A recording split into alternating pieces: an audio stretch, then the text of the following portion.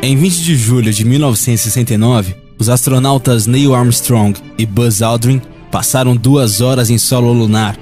Depois de uma viagem de 4 dias, os norte-americanos foram os primeiros humanos a pisarem naquela superfície. De acordo com o próprio Armstrong, este momento seria um pequeno passo para o homem, mas um grande passo para a humanidade. Apesar de ter sido registrada, a missão espacial é bastante controversa.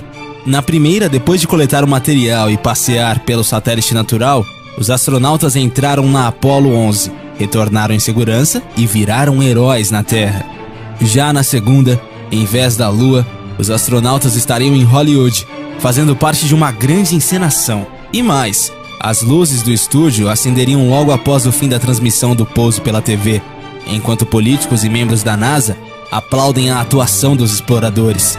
Afinal, eles acabavam de enganar um planeta inteiro, implantando a mentira mais secreta e bem feita de todos os tempos.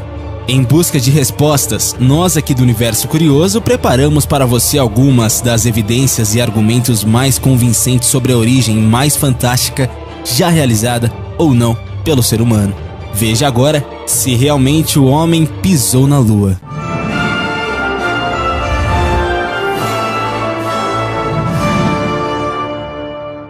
Tem Photoshop? Antes de começar a conspirar, vale lembrar, a atmosfera da Lua não é como a nossa. Lá existe apenas o vácuo. Além disso, a gravidade é 6 vezes menor do que a da Terra, alterando o nosso peso e a caminhada em solo lunar. Isso tudo em teoria. Como nós não conhecemos a superfície lunar com precisão e só especulamos com base na ciência como é o vácuo, é difícil afirmar que na Lua é assim, ou que na foto não deveria ser desse jeito. De qualquer forma, vamos às principais discussões que envolvem registros em fotos e vídeos dos astronautas. A bandeira. Uma das grandes furadas da agência espacial seria com relação à bandeira dos Estados Unidos, fincada em solo lunar pelos membros da Apollo 11. Na imagem de divulgação, ela aparece tremulando levemente, o que seria uma gafe grotesca, já que não deveria haver vento no vácuo. O argumento contrário? O movimento que vemos é resultado da força aplicada pelo astronauta que fincou a bandeira. Por não haver atrito, o objeto absorve a energia do movimento e a dissipa por mais tempo, dando a impressão de que é um vento que a balança. Um passo para o fracasso. Outra discussão envolve mais uma foto clássica. A pegada de Aldrin, perfeitamente registrada em solo lunar. Quem acha que a viagem não aconteceu diz que é outro erro clássico. O vácuo e a ausência de umidade deixariam a marca da pisada como uma aparência frágil, como em areia fofa. Para a NASA, novamente há explicação. Apesar da ausência de umidade, as partículas da Lua são irregulares, portanto fazem marcas perfeitas quando pressionadas pela bota do astronauta, assim como quando pisamos em areia molhada. Os iluminados. A sombra nas fotos é um dos argumentos mais fortes de quem contesta a ida do homem ao satélite natural. Na imagem, por exemplo, os vários elementos em cena, módulo lunar, pedra e astronauta, aparecem com sombras apontando para diferentes sentidos, o que não seria possível com apenas uma fonte de luz, o Sol, mas com várias, que são os refletores de cinema. A NASA e o famoso programa Caçadores de Mitos chegaram à conclusão. No primeiro caso, a culpa é da superfície irregular da Lua, que alteraria a formação das sombras, possibilitando a bagunça que vemos no retrato. Cadê as estrelas? Na Terra, por conta da iluminação artificial, é um pouco difícil visualizar o céu estrelado nos grandes centros urbanos. Portanto, isso não deveria acontecer na Lua, onde a única fonte de luz forte é o Sol, correto? Porém, nas fotos capturadas durante a missão Apollo 11, mais uma vez coloridas digitalmente, não é possível ver uma estrela sequer no espaço. Temos apenas a visão de um fundo totalmente preto, não sendo possível ver nada nesse plano. Para a NASA, como as imagens foram registradas em 1969, eles dizem que as lentes da época não conseguiram capturar as estrelas do céu, ou seja, há tecnologia para levar o homem à Lua, mas não há para tirar uma selfie com estrelas no fundo. Marcas na Lua. Como a superfície lunar nunca havia sido imaculada, era esperado que a presença do homem por lá deixasse várias marcas. As caminhadas de Neil Armstrong e Buzz Aldrin realmente foram registradas, mas parece que a aterrissagem da nave Apollo 11, que não caiu como uma pena por lá, não deixou vestígios ao chegar na Lua. A imagem mostra que o lugar onde os suportes da nave estão não mostra aparente deformação, o que seria esperado dadas as dimensões do objeto. Se o astronauta, ao dar alguns passos, já deixa uma marca considerável, imagina só um módulo gigantesco e extremamente pesado. o cinturão de radiação de Van Allen. Por conta da força do campo magnético da Terra, uma espécie de círculo de radiação rodeia o planeta por uma intensidade incrível. Teoricamente, se os astronautas quisessem chegar à Lua, teriam que passar por esse local batizado de cinturão de radiação de Van Allen. Contudo, céticos teóricos argumentam que Neil Armstrong e Buzz Aldrin provavelmente não teriam sobrevivido se fossem expostos a essa quantidade massiva de energia. Mesmo que por apenas alguns segundos, essa onda de radiação teria fritado e pulverizado os astronautas que nem conseguiriam chegar à Lua.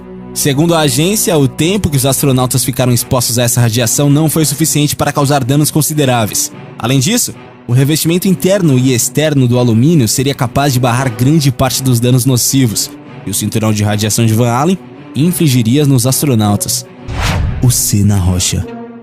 Uma das fotos mais famosas dos pousos na Lua mostra uma rocha em primeiro plano, com o que parece ser a letra C gravada nela. A letra é perfeitamente simétrica, o que significa que é improvável que seja uma ocorrência natural. Os teóricos da conspiração afirmam que a letra era um marcador para indicar qual objeto do cenário montado pela NASA. Um cenógrafo colocou a rocha de forma errada, acidentalmente expondo a marcação para a câmera.